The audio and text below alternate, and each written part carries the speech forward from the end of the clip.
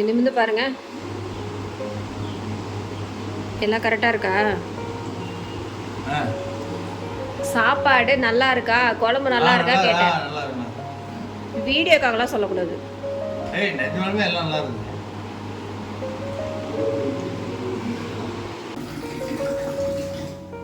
அவ்வளோ மீன் வாங்கி வந்திருக்கீங்க. இதுதான் வயிறு வலிக்கும் தெரியும்ல.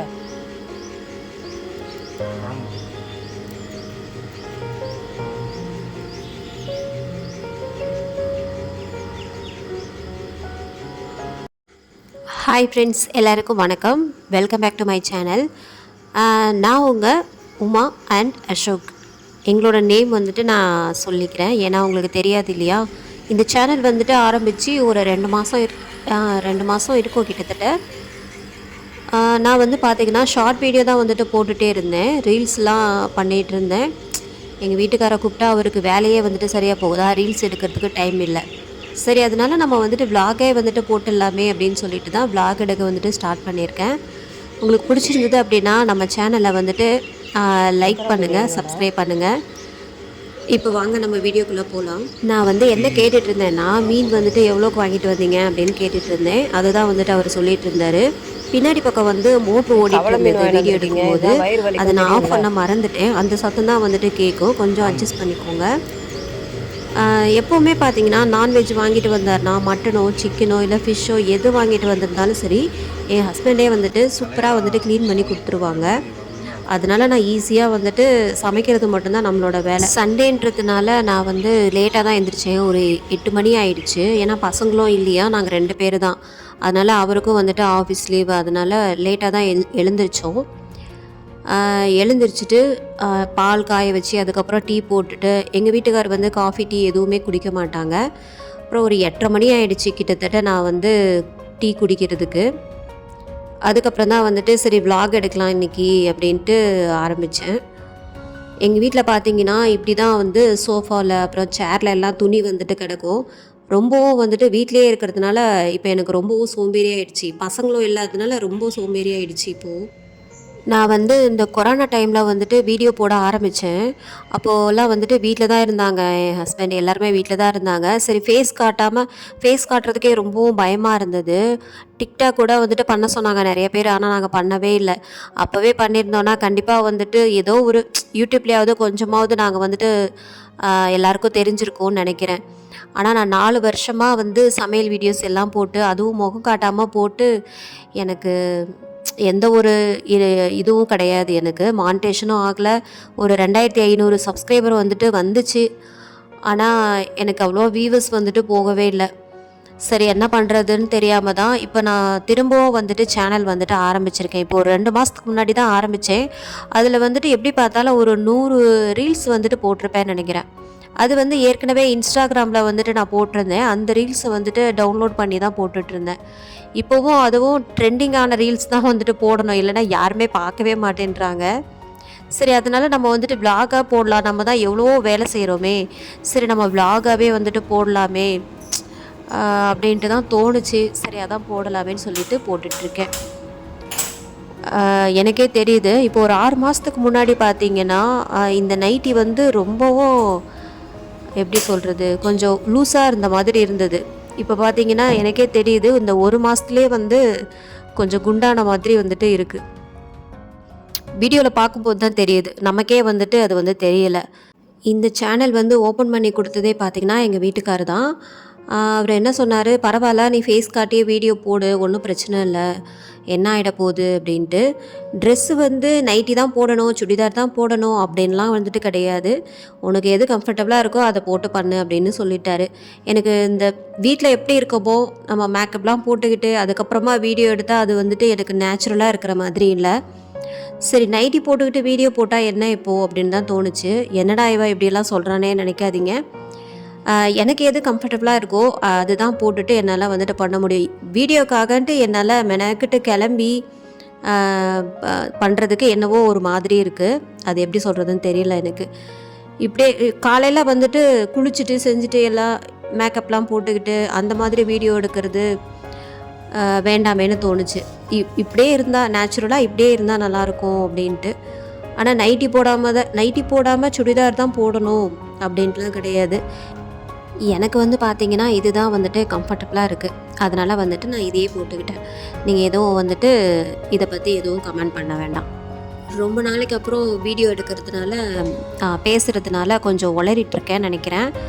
கொஞ்சம் ஏதாவது மிஸ்டேக் இருந்தால் வந்துட்டு கொஞ்சம் அட்ஜஸ்ட் பண்ணிக்கோங்க.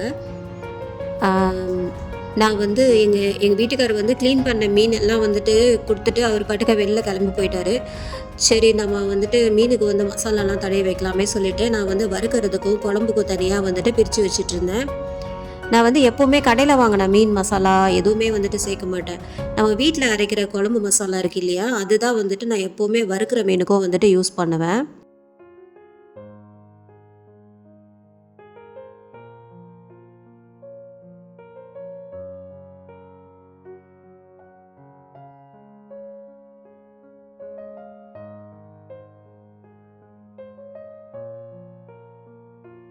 குழம்புத்தூள் வந்துட்டு ஒரு 2 டேபிள் ஸ்பூன் சேர்த்துட்டு இதில் வந்து கொஞ்சம் தேவையான அளவுக்கு உப்பு இதை சேர்த்து நல்லா மிக்ஸ் பண்ணிக்கணும். அதுக்கப்புறம் வந்துட்டு நமக்கு தேவையான அளவுக்கு தண்ணி சேர்த்து இதையும் வந்துட்டு ஒரு பேஸ்ட் மாதிரி வந்துட்டு கலந்து வச்சுக்கணும். வேறு எந்த மசாலாவும் வந்துட்டு நான் போடவே மாட்டேன். அதுக்கப்புறம் வந்துட்டு கொஞ்சம் இஞ்சி பூண்டு பேஸ்ட் மட்டும் 1 டீஸ்பூன் வந்துட்டு நான் போட்டிருப்பேன். வேறு எந்த ஒரு மசாலாவும் வந்துட்டு போட்டிருக்க மாட்டேன். இதுதான் வந்துட்டு நான் மீன் பார்த்தீங்கன்னா நல்லாவே வந்துட்டு மசாலா உதிராமலே வந்துட்டு வரும்.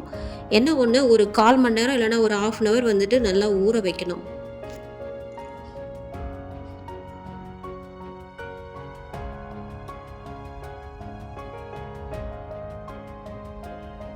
பதினொன்றரை மணிக்கு தான் நான் வந்து ஒரே ஒரு முட்டை தோசை மட்டும் ஊற்றி சாப்பிட்டேன். அதனால வந்துட்டு இப்போ டைம் பார்த்தீங்கன்னா 1 மணி ஆயிடுச்சு. நான் குழம்பு வைக்கிறது ஸ்டார்ட் பண்ணதே வந்துட்டு சரி பொறுமையாகவே செஞ்சுக்கலாம் அப்படின்ற மாதிரி. என்னன்னு தெரில, பசங்க இல்லைனாலே வந்துட்டு பார்த்திங்கன்னா ரொம்பவும் சோம்பேறியாக இருக்குது. ஆனால் அதுங்க இருந்ததுங்கன்னா கரெக்டாக வந்துட்டு நமக்கு வேலை ஆகிடும். ஏன்னா ஒருத்தருக்கு ஒருத்தர் சண்டை வேற போட்டுப்பாங்க, அந்த பிரச்சனையை தீர்த்து வைக்கணும், கரெக்டாக இருக்கும். ஆனால் காலையில் எழுந்திரிக்க, வேலை பார்க்க, துணி துவைக்கன்ட்டு இப்போ பார்த்தீங்கன்னா எனக்கு ஏதோ வேலையே இல்லாத மாதிரியே வந்துட்டு இருக்குது. சமைக்கிறது மட்டும்தான், பாத்திரமும் வந்துட்டு அவ்வளோவா சேராது. இன்னும் ஒரு 4 நாளில் வந்துட்டு பசங்க வந்துட்டு வந்துடுவாங்க. அதுக்கப்புறம் தான் இருக்குது. இன்னும் ஸ்கூல் வேறு வந்துட்டு ஆரம்பிச்சிடுவாங்க. நமக்கு வந்துட்டு நல்ல ஒரு எக்ஸசைஸ் தான் நான் காலையிலே எழுந்திரிக்கிறது. ஆனால் லீவாக இருந்தால் கண்டிப்பாக வந்துட்டு சோம்பேறியாக தான் இருக்கும்.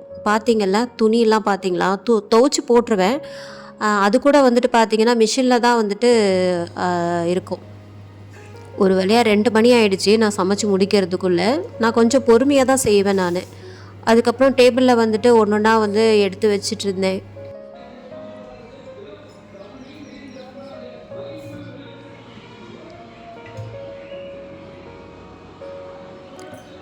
சாப்பாடு வந்து சூடாகவே இருக்கணும் சொல்லிவிட்டு ஹாட் பாக்ஸில் போட்டு அப்படியே மூடி வச்சுட்டேன். அதுக்கப்புறம் பார்த்தீங்கன்னா நான் மீன் வந்து ஒரு 5 துண்டு தான் வறுத்துருந்தேன். சரி நம்ம 2 பேர் தானே அப்படின்னு சொல்லிட்டு மீன் வந்துட்டு அவ்வளோ வறுக்கல, ஃப்ரிட்ஜில் எடுத்து வச்சிட்டேன். அந்த சொம்பில் வந்து கொண்டு வந்து வச்ச தண்ணி வந்து கஞ்சி தண்ணி, அதாவது சோறு வடித்த தண்ணி. நாங்கள் அதை வந்துட்டு வேஸ்ட் பண்ண மாட்டோம் எப்போவுமே. அதை வந்துட்டு என் பசங்களும் வந்துட்டு விரும்பி குடிப்பாங்க. அதை குடித்ததுனாலே வந்துட்டு சாப்பாடு கூட வேண்டாம் அப்படின்னு சொல்லுவாங்க.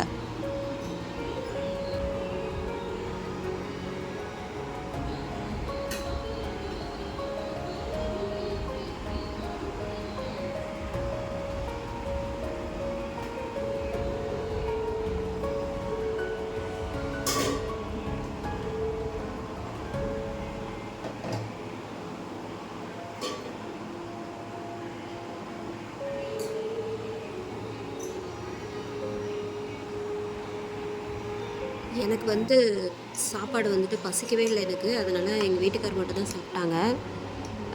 நான் பசிக்கல சொல்லிட்டேன். ஏன்னா 11:30 மணிக்கு தான் ஒரு முட்டை தோசை ஊற்றி சாப்பிட்டேனா, அதனால் எனக்கு பசிக்கவே இல்லை. சரி நம்ம லேட்டாக சாப்பிட்டுக்கலாமே சொல்லிவிட்டு அவர் மட்டும்தான் சாப்பிட்டுட்டு இருந்தார். மீன் குழம்பு பார்த்திங்களா, தண்ணியாக தான் இருக்கும். ஆனால் மறாவது நாள் பாருங்கள் நல்லா கெட்டியாகிடும். இது வந்து சங்கரா மீனும் கவலை மீனும் சேர்த்து போட்டு வச்சுருந்தேன் நான்.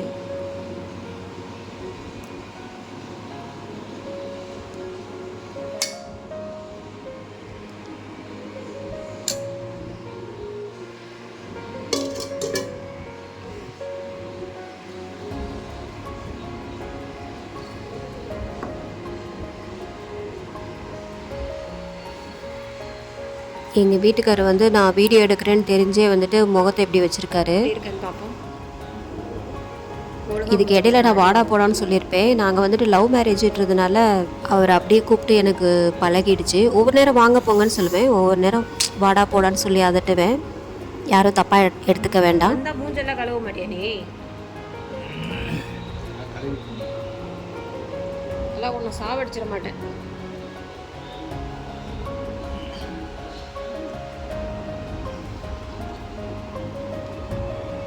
நிமிந்து பாருங்க, எல்லாம் கரெக்டாக இருக்கா? சாப்பாடு நல்லா இருக்கா, குழம்பு நல்லா இருக்கா கேட்டேன். வீடியோக்காகலாம் சொல்லக்கூடாது. இந்த வீடியோ பிடிச்சிருந்தது அப்படின்னா நம்ம சேனலை மறக்காமல் சப்ஸ்கிரைப், லைக் பண்ணுங்கள். தேங்க்ஸ் ஃபார் வாட்சிங்.